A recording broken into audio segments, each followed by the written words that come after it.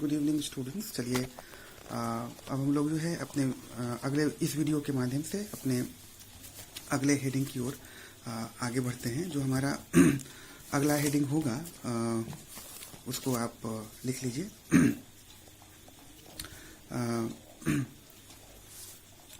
आप उसको note down करिए। पहले अंग्रेजी में लिख लीजिए। ऐसे नोट करिएगा उसको, जैसे आप पहले जैसे लिखे हैं उसी क्रम में नोट करने की आवश्यकता है, ताकि जो आपके हेडिंग हैं उसमें एकरूपता बनी रहे। तो आप जैसे लिखे, historical review of Indian education system to comprehend its economical economic background. लिख लीजिए, इकोनॉमिक बैकग्राउंड, आर्थिक पृष्ठभूमि को समझने के लिए भारतीय शिक्षा पद्धति के ऐतिहासिक पक्षों की समीक्षा, या स्लैश कर दीजिए, विश्लेषण अंडरलाइन कर दीजिए। चलिए, आर्थिक पृष्ठभूमि को समझना है जो इंडियन एजुकेशन सिस्टम का, तो इसको कैसे आगे बढ़ेंगे, क्योंकि इसके अंदर भी बहुत सारे बिंदु आएंगे, जैसा कि हम लोग पॉलिटिकल बैकग्राउंड और जो दूसरे बैकग्राउंड में हम लोगों ने अध्ययन किया है, ठीक वही काम जो है जो हमको यहाँ आर्थिक जो पृष्ठभूमि है उसको समझने के लिए बहुत सारे पॉइंट्स का सहारा यहाँ भी लेना है। चलिए, तो पैराग्राफ चेंज करके लिखिए कि निम्नलिखित बिंदुओं की सहायता से हम यह समझ सकते हैं कि निम्नलिखित बिंदुओं की सहायता से निम्नलिखित बिंदुओं की सहायता से हम भारतीय शिक्षा पद्धति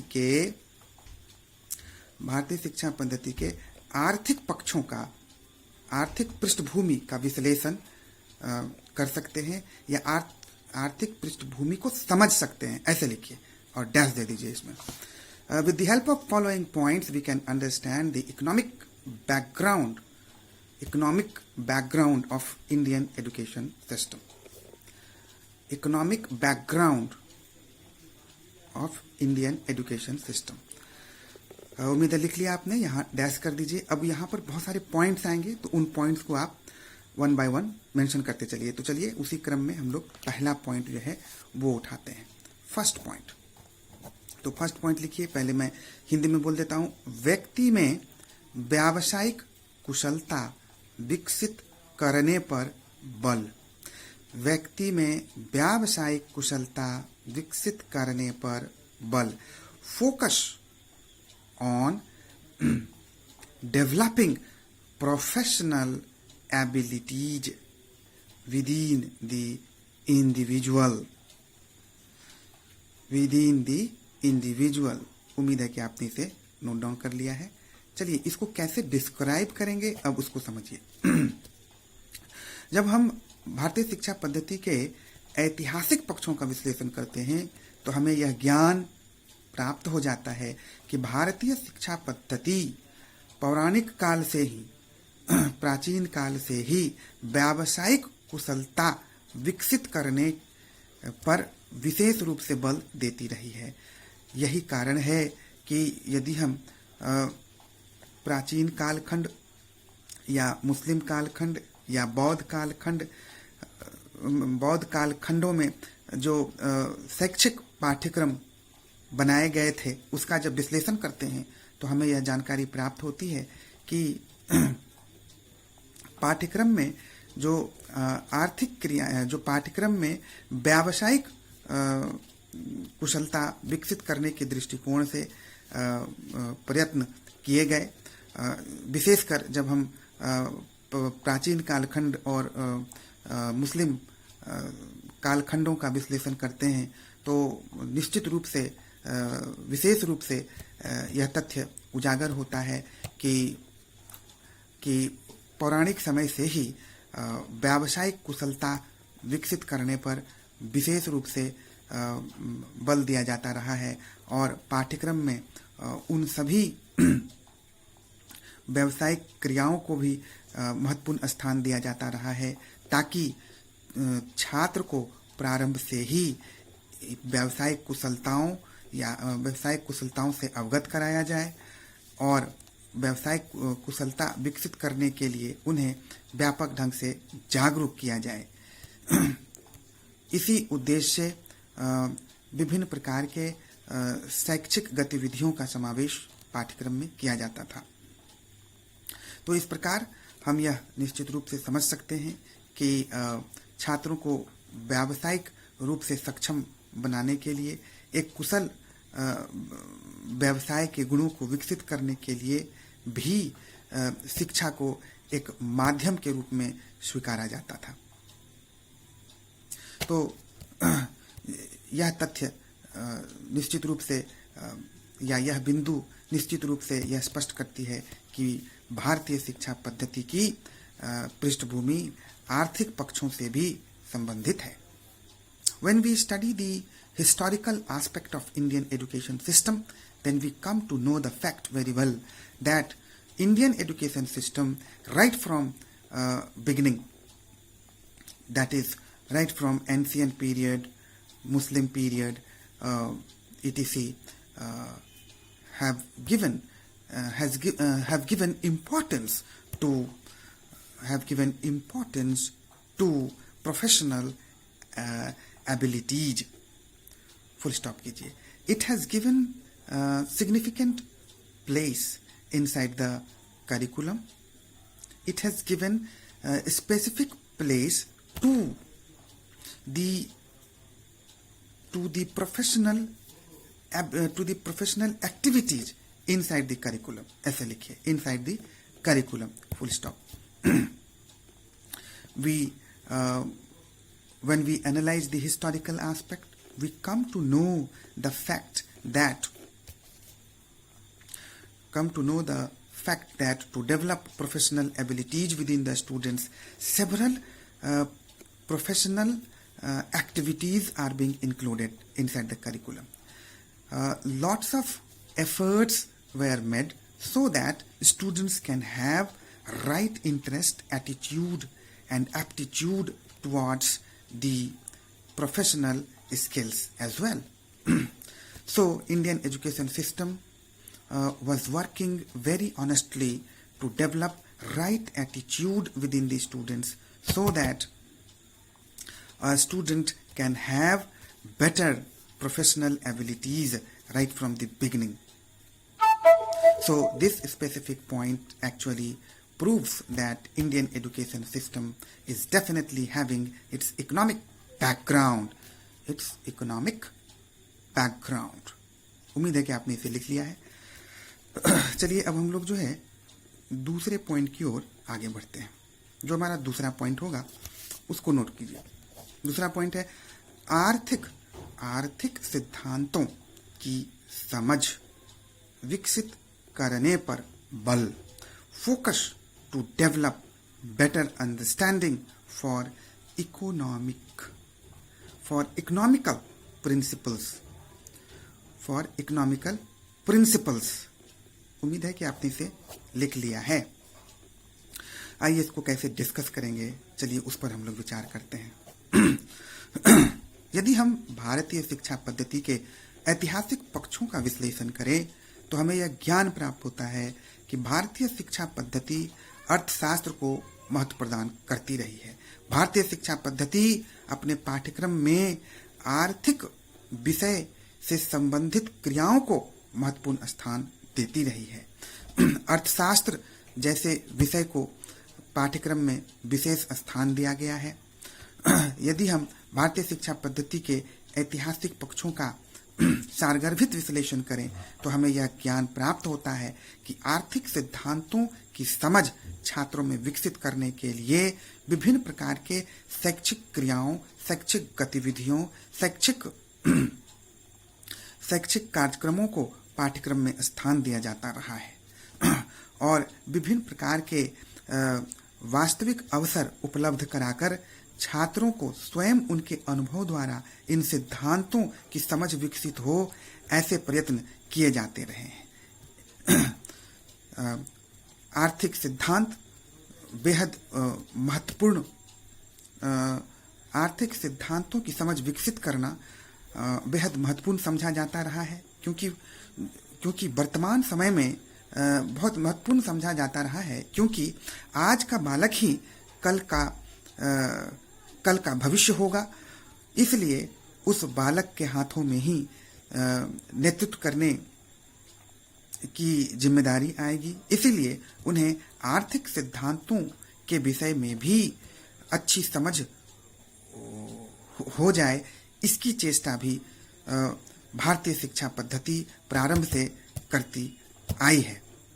और पाठ्यक्रम में आर्थिक सिद्धांतों का ज्ञान कराने के लिए अर्थशास्त्र के सभी सिद्धांतों को अनिवार्य विषय के रूप में, अर्थशास्त्र के सभी सिद्धांतों को अनिवार्य तत्व के रूप में शामिल किया गया है। इस प्रकार इस विश्लेषण से भी यह स्पष्ट होता है कि भारतीय शिक्षा की पृष्ठभूमि आर्थिक पक्षों से भी संबंधित रही है। When we study the historical aspect of Indian education system, then we come to know the fact that Indian education system is also related with economic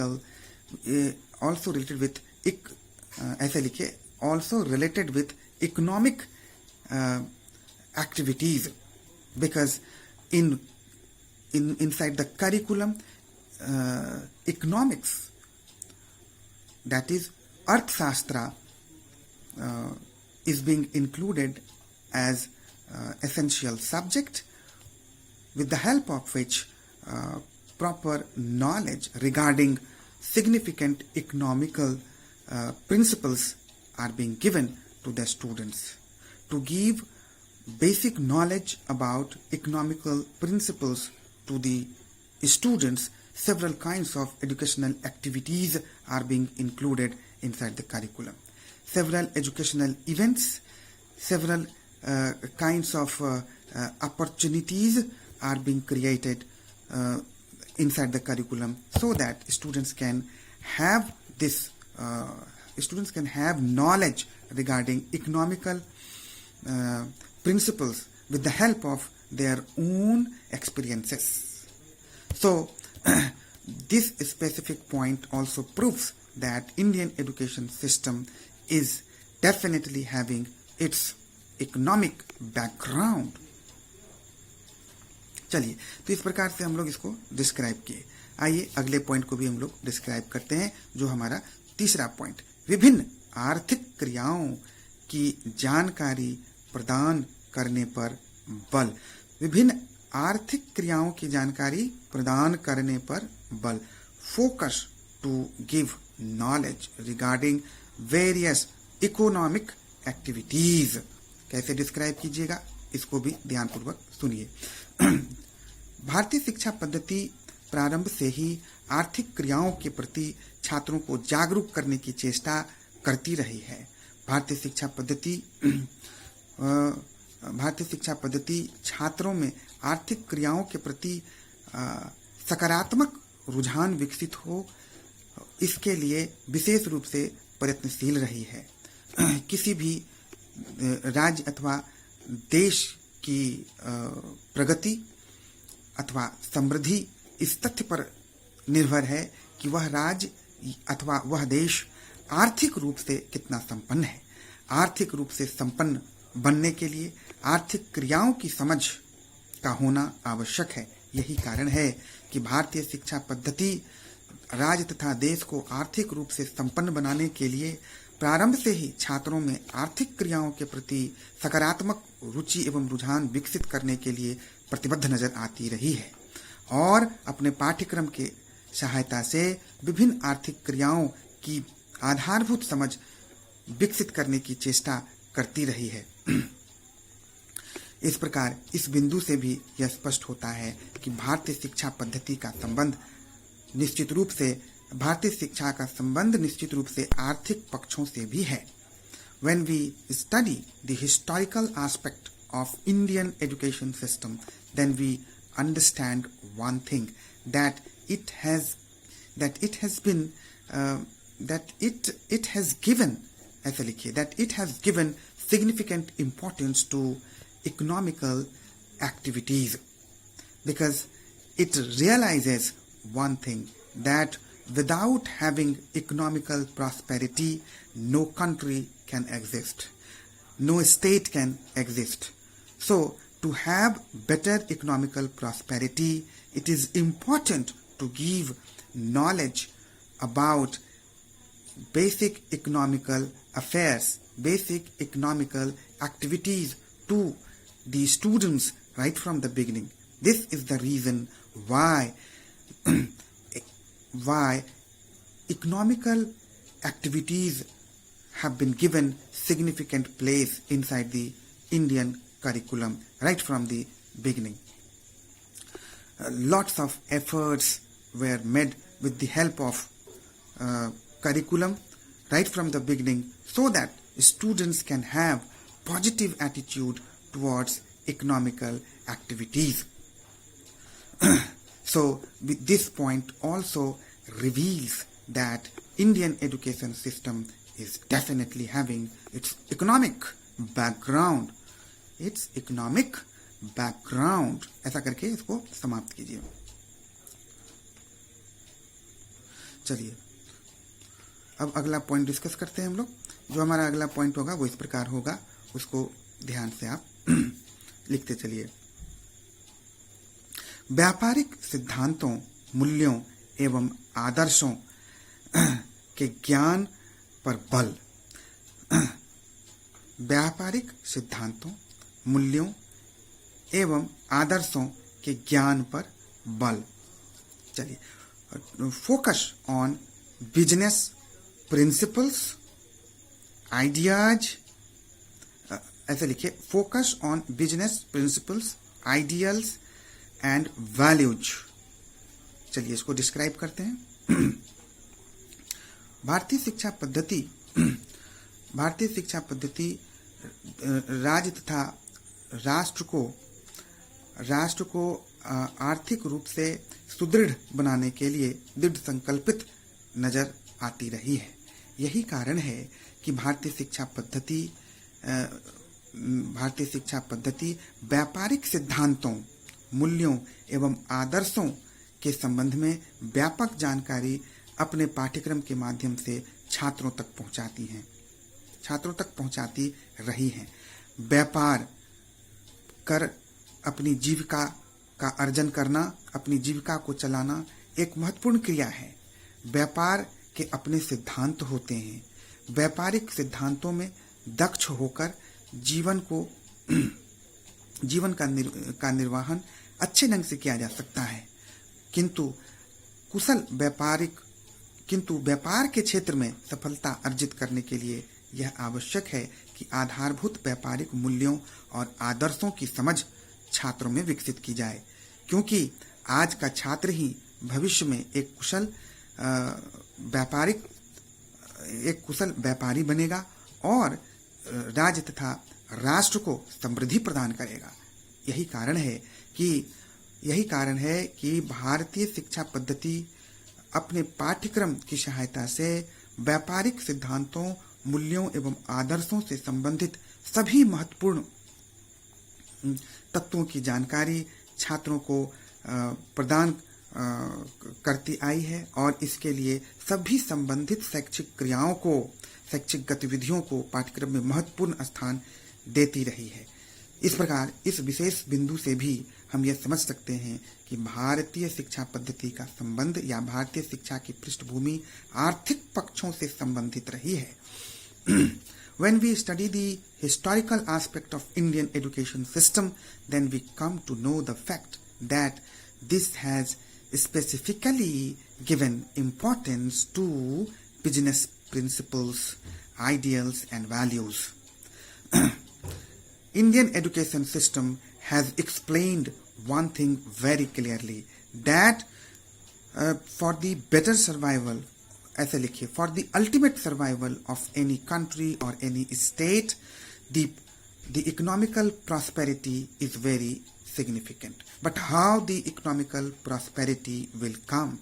without knowing the skills of business, without knowing the basic principles of doing business, without knowing the ideals and values of business, we cannot values of business, the aim of economical prosperity cannot be achieved.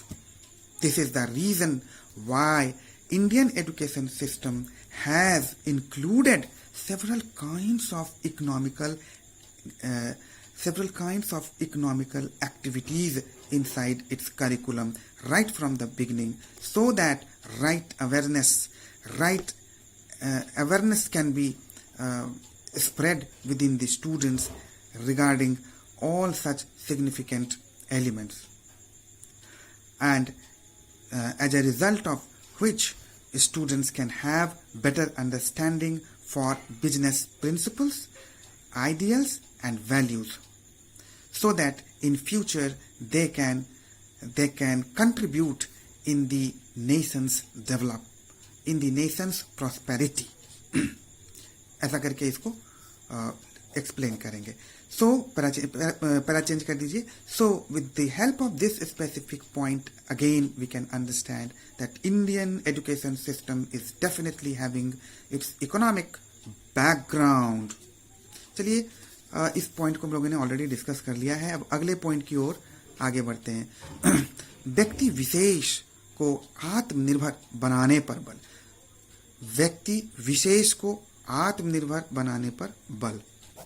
English में लिख लीजिए, focus on making the individual self dependent. चलिए, भारतीय शिक्षा पद्धति छात्र को आत्मनिर्भर बनाने के लिए हर संभव प्रयत्न करती रही है. भारतीय शिक्षा पद्धति प्रारंभ से ही